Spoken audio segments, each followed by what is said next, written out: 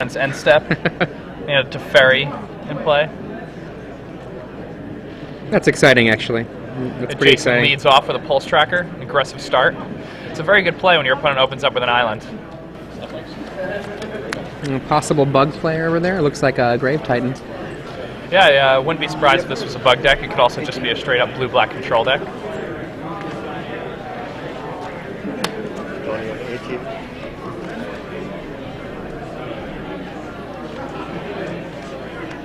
Jason doesn't have any red mana. Sure. Bug is one of the big archetypes to come out in this tournament as a, breakout deck. I was playing games with it last night and it seemed like I couldn't even imagine playing anything else.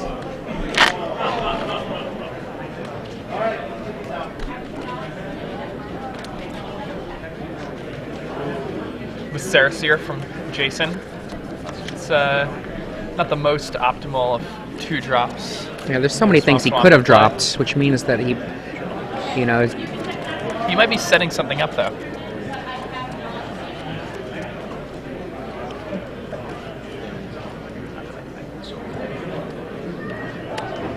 Good.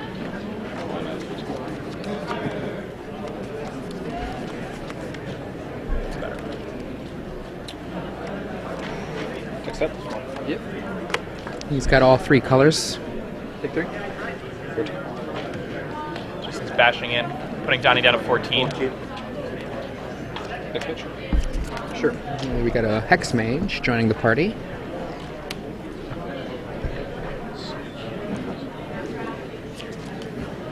Now, looking at Jason's hand, I haven't seen anything other than black. I didn't get a perfectly clear draw or gaze at it, but oh, there we go. There's a red card. Okay. Yep. Whatever it is. No, I don't think that's a red card. I think that may be a dark tutelage. Maybe you're right. Garrick's really good in this spot. A 3-power guy is just so good against the vampire deck. There we go. He's just drawn an Arc Trail. Just drew an Arc Trail. Okay, so we do have confirmation that he is black-red. It looked like he might not have been for a moment. He's probably going to Gatekeeper here. Then the Hex Mage will go at the Garrick, and the other 2 are going to hit him in the face. Sounds like a really reasonable set of plays. I don't even think his deck has a better play for this turn. Yeah. I mean, like, essentially gatekeepering away 2 cards. Not that good. It's like, man, sack line and I'll leave board. It's still just 1 card. And Garrick still didn't, That token is a card. I will call it a card. We can disagree so we're on... chalking Garrick up to like a draw 2, draw 2, gain 2. Will it be? Yes. So I'll take 5 total. Go to 9. Donnie on 9. Second main? Sure. Huh, Wow. That's very interesting. Well, he wanted to get in 2 damage more than he wanted to have that Hex Mage in play. Explore. Yeah.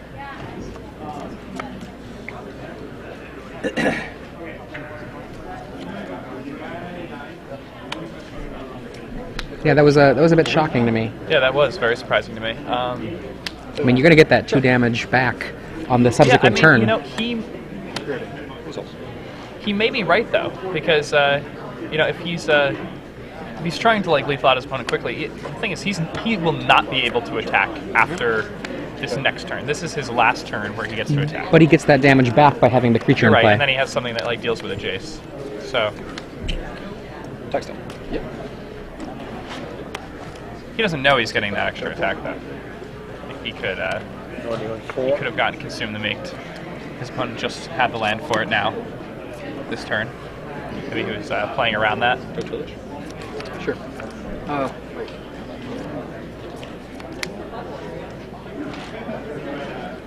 Dark Tutelage. Pretty big fan of that card. What's that? What do you mean by when you said shield? Yeah, sure. Yeah, Donnie is still in real trouble, even though he's got a Grave Titan that he can cast. Oh, let it go. Yeah, I mean, a red source is pretty bad news for Donnie at this point. Well, I still think it's going to matter. don't think it is either, so I'm not really press it. The pulse tracker can put him down to 3, regardless of how many block threats he has, and then a bolt is good enough to end it. Okay, so mana leak for that tutelage. That's actually pretty devastating. That's pretty big. There is a bolt in hand.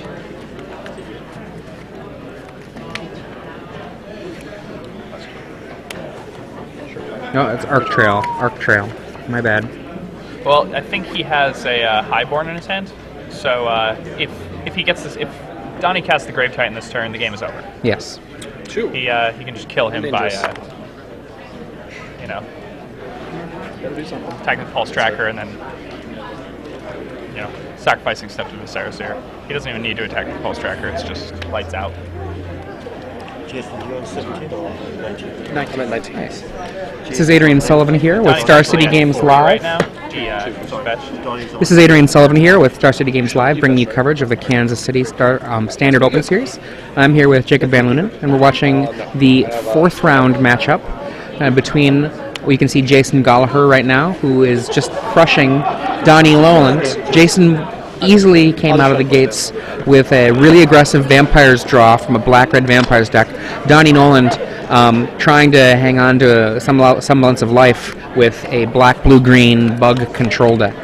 Yeah, this Vampires deck seems to be doing very well today.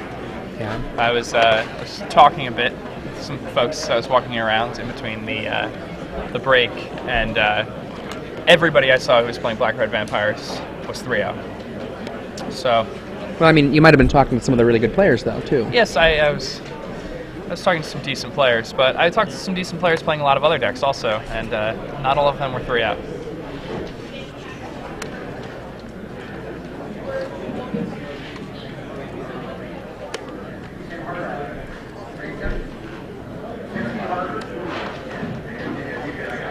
Yeah, looking at Donnie's face there, he looks pretty nonplussed. You know, just gonna go to the next game, gonna push past that pretty resounding defeat. Probably is gonna have what I'm gonna guess Obstinate Baloth, maybe consuming Vapors, maybe Consume the Meek. Yeah, Consume the Meek is a card that he's almost definitely going to have post-board here. I was talking to Nick Spagnola last night. He really likes Lighthouse Chronologist in this deck. Right. Just 3 toughness dudes are so good. Like, Bolt kills them, but they have to have the Bolt, and if they don't, an entire team of 2 power guys with 1 toughness and a few 2/2s is pretty badly hurt just by the, you know... It looks like Donnie was briefly considering Spreading Seas as a possible choice, which is interesting and also problematic. So he didn't end up going with Spreading Seas. I think he made a mistake. Here. I think Spreading Seas is the best card he has. It's gonna work at 7. That's interesting. PM. This is the black. Every card in his deck requires, like, is so mana intensive. Bust His, told me I could give him $100 like, and he worked for me. everything costs solid black gonna mana. do That's it. black. If you're not bringing in Spreading Seas in this matchup, I have no idea why you have Spreading Seas in your deck. You're not playing against Jump anymore. Like, Spreading Seas is the best card. I mean, my work option. Like, actually, that's like the card you fear if you're playing Black Black Red Vampires. like fully. So sure, obviously I chose Paris. Like a line of play that includes Spreading Seasing any black-red dual land can actually be really devastating in terms of the development of Jason or any black-red vampire's hand. Their hand can get just stranded. Nashville. Like, if they have multiple gatekeepers, things like that, like... Didn't. I loved your. Turning a land into an island is Nashville, essentially right? Stone Ring. Like it was one of the best venues I've ever been to. And it's like any land. in terms any of land that you where put it's Spreading located, Seas in this but also matchup, just the room every itself card is so costs big. all And I really colorless like mana. that. There are I mean, no cards that cost any colorless that's a good mana thing except about, like a 1 or 2 of Dark Tutelage. Yeah. So, you just Spreading understand Seas what is you're actually a 2 mana cantrip Stone Ring. I think there is Arc Trail, but Arc Trail is not a big portion of what makes the black-red vampires good in this matchup. But regardless, your point stands. Yeah, I think All of the real action from the deck tends to come from colored mana. and what I mean by cantrip, a cantrip is a card that you play that draws you a card in addition to having an effect. Like $40 for extended, and I'm sure It's, it's $1 grand. That's classic D&D gamer speak that ended up finding its way into Magic right when those cards were first created back in Ice Age block. In Ice Age, I believe they were actually slow trips because you drew the extra card at the They beginning of your next turn. They got called slow trips once the fast trips. Once real cantrips came to fruition. Yeah. Okay, so we got an opening here. Creeping Tar Pit from Donnie Noland versus the other 40. Manland Lava Claw reaches. In fairness, it's not like they're not going to get it, you know. Yeah. I mean, Now imagine if he's spreading seas here. just imagine a world where he has spreading seas in his hand. yeah. I'd just like everybody to do that pretty good. I run these things. So it tells you something. Especially on the play. Like Donnie. Oh man. I can see a real difference though between on the play and on the draw with Spreading Seas. On the draw, you might cast that Spreading Seas and just be one turn behind the whole time with just taking that action when you might have done something else with it. I think I still, you know. Sure. I don't think I would ever take Seas out in this matchup.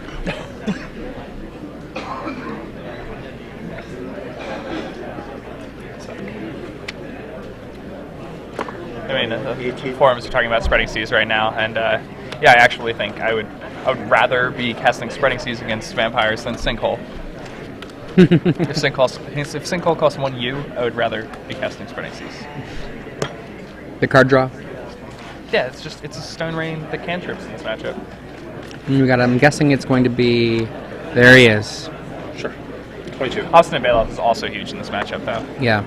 4 toughness 22. is really hard for the vampire deck. He really needs a gatekeeper here. Yep. And I bet you he has it. I just got his feeling.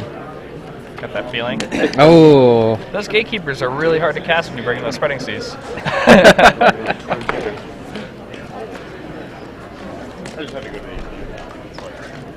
Things do not look bad for Donnie, though.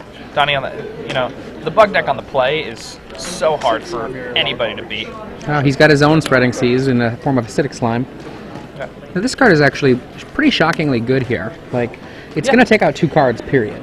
You know, Conley was saying that before when we had him in the booth. He was saying that Acidic Slime is very good against vampires.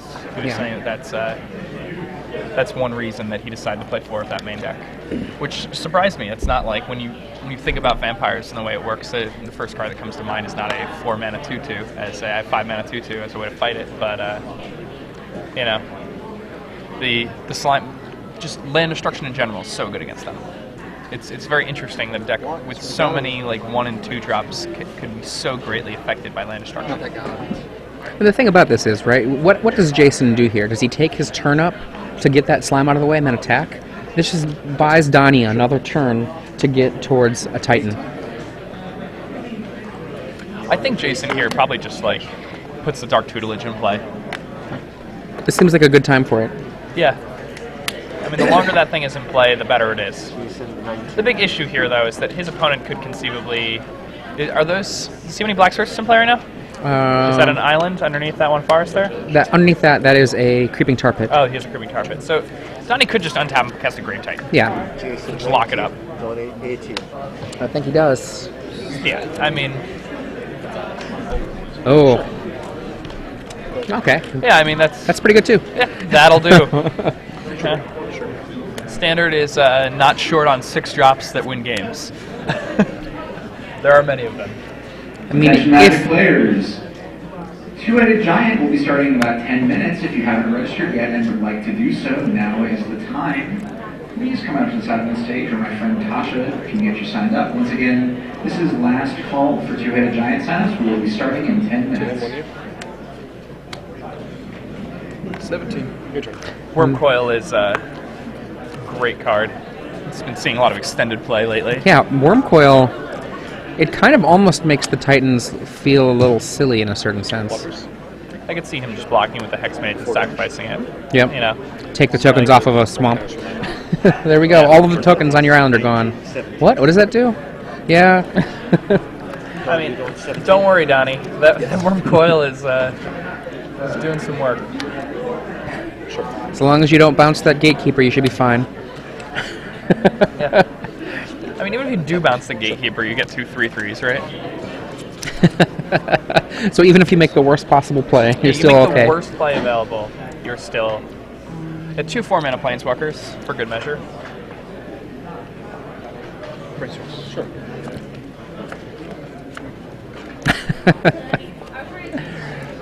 Yeah. Solve it over. I mean, Okay, so what he needs to do here is, let's see, Still 19. somehow hypnotize Donnie into cheating really aggressively so that the judge DQs him. I think that's the plan. well, Okay. I think the plan at this point is win game 3. 17. Yeah. I mean, I would almost be very willing to scoop right now, just because I don't want to show my opponent anything more off of that tutelage. I mean, if he has anything that's sneaky, he might not have anything sneaky. It might not even matter. But also scooping right now, like some people, like the concept of scooping early to hide information when you're really far behind is something that I think gets a lot of people into a lot of trouble because people hear pros say that type of thing and tend to scoop earlier than is even necessary. This is true. Another thing that happens with scooping early is, you know, yes, he might reveal a card off the top of his deck and show his opponent something his opponent might not know about, but by scooping early, he tells his opponent, I have no way to win through this, which might even give his opponent more information than if he lets him see the cards, because what if he just doesn't have anything to deal with it? Then he's not going to show him anything special. Right. You know, all he is like, he's at least leaving it open as, like, an option.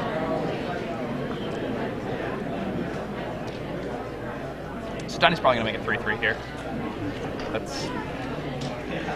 To me, that seems like the best option. He makes a 3/3. He attacks with his Wormcoil. He's going to lose to the Garrick. He may not even attack with the Wormcoil.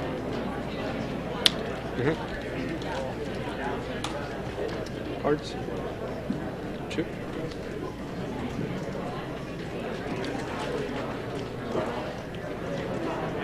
Yep, the tar pit. He's got 2 tar pits.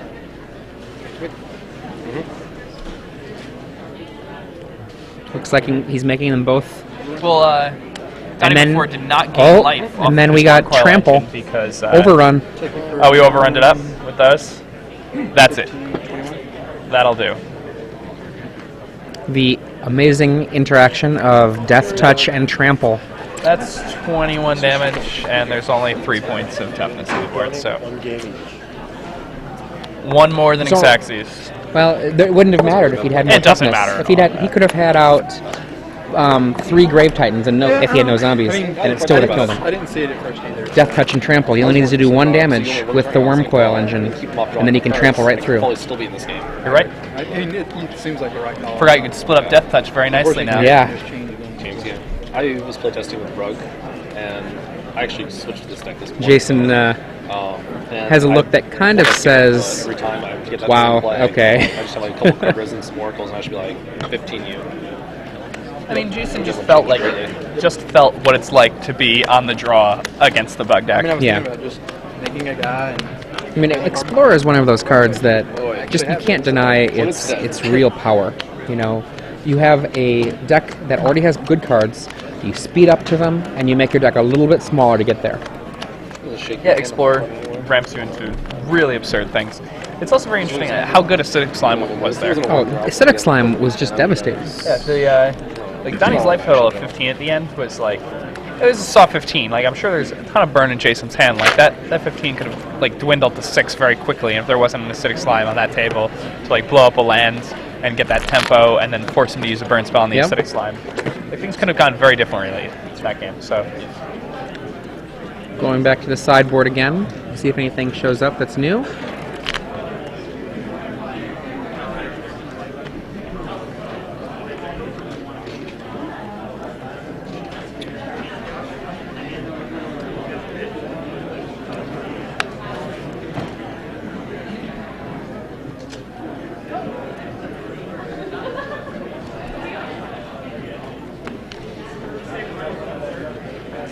I hate watching myself on video because then I always get to see those things you did wrong that you never So thought it about sounds the as though Star City Games' own Lauren Lee is making the top 8 of the PTQ in Roanoke. It's only 2:56. Here, So it's 3:56 there? I think that's 3 hours off there. No, Roanoke. I mean, I have no idea what time zone this is. It's Central Time Zone. We're only an hour behind them. Is this Central? Okay. Right. Maybe it was a small PTQ. Small PTQ. Jeez. Lauren Lee is drawing into the top 8 of a PTQ. Roanoke. 4 in the afternoon, drawing in the top 8 of a PTQ. It's a pretty nice life. Every time I've ever drawn in the top 8 of a PTQ, it's been like midnight, and I had 3 hours of sleep the night before, and I had just driven 5 hours there. And the prospect of winning the PTQ is very exciting, but in the same way, like on the drive home, I'm like 50-50 to die. So. Unless we're doing 3 out of 5, and this is going to be a little close. Okay, so now we have the situation that Game 3, Jason's on the play, which is exactly where he wants to be. I'll play. I would have never guessed. Explore, even, coming at this point, can still even be slow when it comes to how this works out sometimes, It's on a ramp deck too, but I mean, there's certain things. It's possible for the Vampire deck just to be so far out the gate that the Explorer is great, but still like, wow, I've got all this coming at me still. Yeah. Being on the draw against the deck with that many 1-drops and that many 2-drops. Like, if somebody goes turn 1, Pulse Tracker or Lacerator, and then, like, turn 2, Highborn or Hexmage, you're just in a really rough spot. It's tough. Thankfully, though, just a Viscera Seer. That makes a big difference. Yes. Every attack is 5% less of this person's life total, so.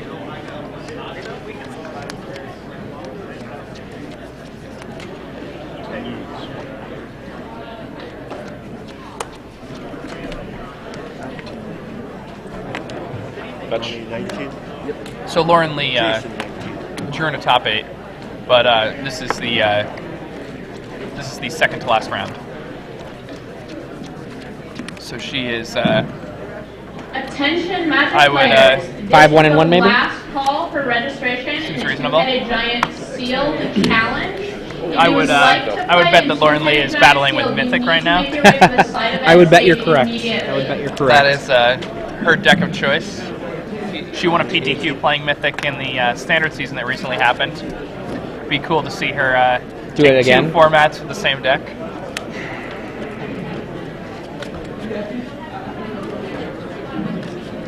To explore all 3 games. Okay, the best possible play here for Donnie, I think, probably is Explore into a land. Game 1. That's fair.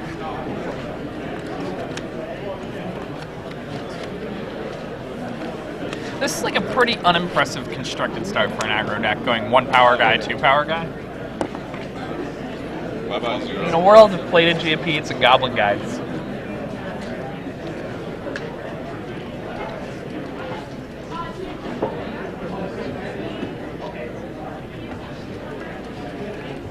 What do you think of the mana leaks that Donnie has in on the draw here for this matchup? Put them both on top. I don't know, I feel like by the time you're able to cast the mana leaks, you kind of need to tap out on your own turn in order to, deal with the onslaught. Yeah, I feel pretty similarly. I could see it on the play because that can help you stifle that onslaught, but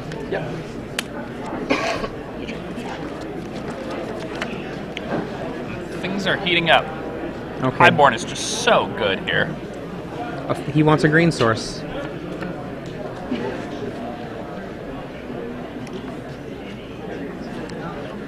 Wow. That was not what he wanted to be having his start be.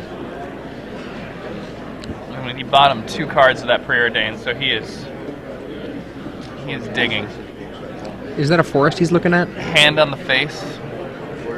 That is, if anybody here has ever read Caro's Book of Tells, if somebody touches their face during a match, you can probably assume that they are not too happy with their position as a sign of bluffing. So when people attack into boards where it's awkward when they attack and they're touching their face, block. It's a helpful tip for all those who are looking to take their game to the next level.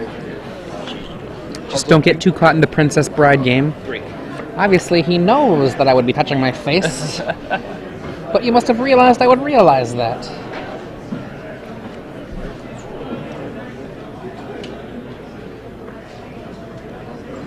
Yeah, that is a classic Magic the Gathering strategy book. Caro's Book of Tells. Yeah, Yep. Kara's Book of Tells is probably one of the most important books to read for somebody who wants to be If you're like, serious a high-level about Magic this, player. yeah, if you're serious about it, go to the bookstore and get one.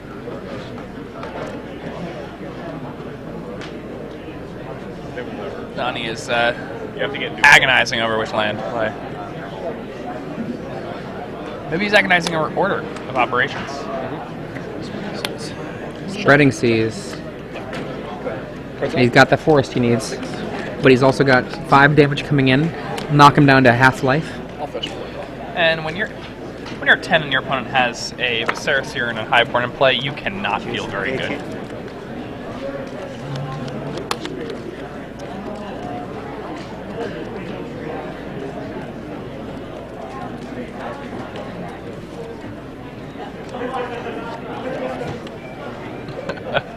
I'd like to give a shout out here for I am too pro for words. Next time. Yep.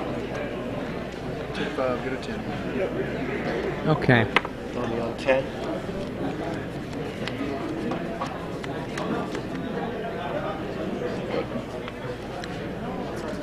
Looks like a handful of red on the other side of the table. No red to cast it with. I mean, Acidic then Donnie slime may again? have a shot here. I mean, at a 6. Oh. Ooh.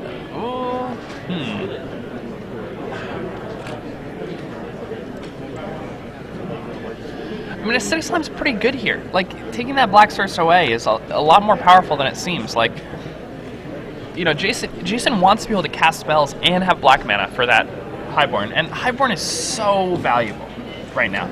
Yeah. And the slime means that, ooh, that is also very good.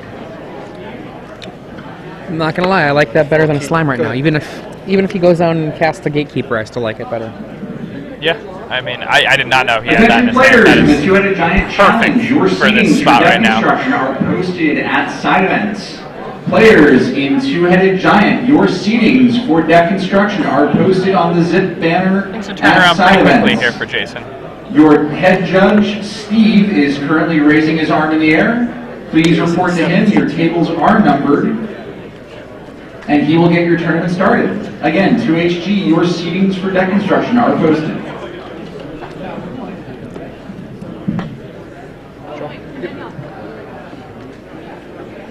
Yeah, for those of you thinking about Caro's Book of Tells, C-A-R-O, when I say that is the one of the most important books for Magic strategy, it's clearly not written with Magic in mind, but it doesn't matter. It's a book that it will change the way you look at playing. And a lot of it is irrelevant to Magic. Yes, a lot of it has to do with things that don't exist in Magic. Chips, yes. And, you know, like... And like there are things like if your opponent holds their cards in their hand above the table, like how your opponent holds a Magic cigarette. players all do that, you know? Yeah, exactly. There are things like, you know, like if your opponent is puffing away on their cigarette, then their hand is strong, and if they've stopped smoking it, you know, I don't remember the last time I was at a Holding their Magic breath. event with opponent smoking a cigarette in it, but I haven't played many of those either. You know. All those Magic events that happened in 1925, you know. Yeah, I think you could just go back to the 70s and have the cigarettes coming in. Okay, we've got 2 creatures marching into the Bailoff. One will be munched. This is actually an interesting question. Like, I almost kind of want to eat that seer. I mean, it takes away like an entire route to victory. There we go. Yeah, there's the seer. 4 damage, second screen. Let's try. They want to drink.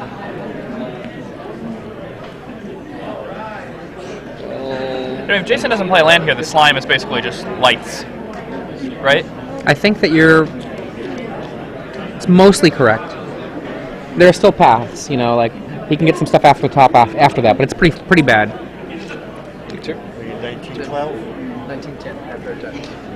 Jason 19, Donnie 10. Back down to 10 life.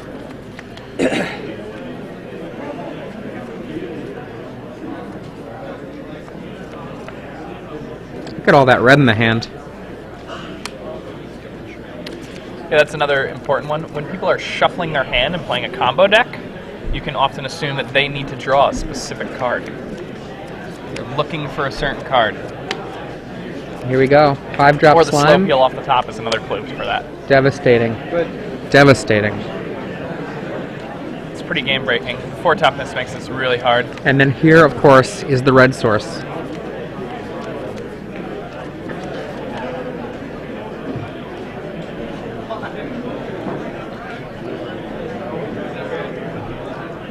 Again, this is Jacob Van Lunen here with Adrian Sullivan. We're in Kansas City here at the Star City Games Open Series inaugural event for 2011, featuring a round 4 feature match between Donnie Noland and Jason Goliher. Things are looking very good for Donnie right now. Well, he's just been knocked down to 9, and he's going to go down to 5 with an opponent who has some burn in their hand. So you get a 6? Oh, I'm sorry, to 5? Yeah, I mean this 2 extra black sources just, he has a good amount of power on the table right now. Yes, and I believe that there is a spreading seas in Donnie's hand. And it's actually nice. Now he can attack with both guys, and his opponent, if he blocks the highborn, he can put first strike damage on the stack, and then, well, not damage on the stack, that doesn't work anymore, but he can use first strike damage, and then before regular combat damage, he can sacrifice the Vampire Hexmage, and then when damage happens and the highborn dies, he can sacrifice that, and then he's got lethal. So, and there's the seas is definitely knocking out the red once again. so the game is over. If Jason makes the right series of plays, Jason has to attack with both creatures, and can then sacrifice the Hexmage before regular combat damage, and Jason can steal this game. He's got the red source in hand, a new red source. That's it. The shaking hands means you're very strong. Remember, there is a mana leak. The mana leak doesn't matter. He's the one on board. Ooh, it comes into play tapped. But his opponent does have a tar pit, so he doesn't have the one on board. Yeah, there's a tar pit. The tar pit makes it not a kill.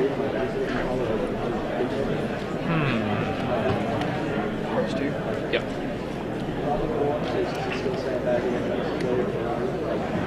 Yeah, I didn't see the tar pit there. I assumed it was a Dark Slick Shores. And that's a My great... current standard card is Oracle of Moldiah. It's the best card right now.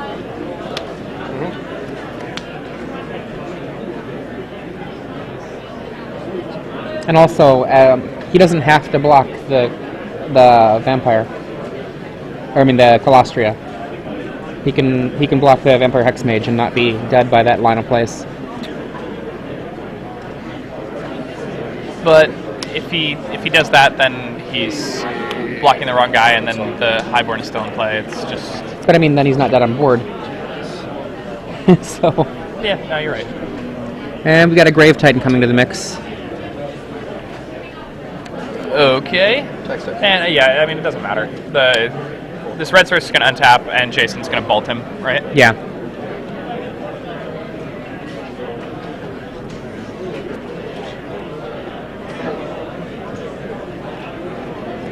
Block him, drain it.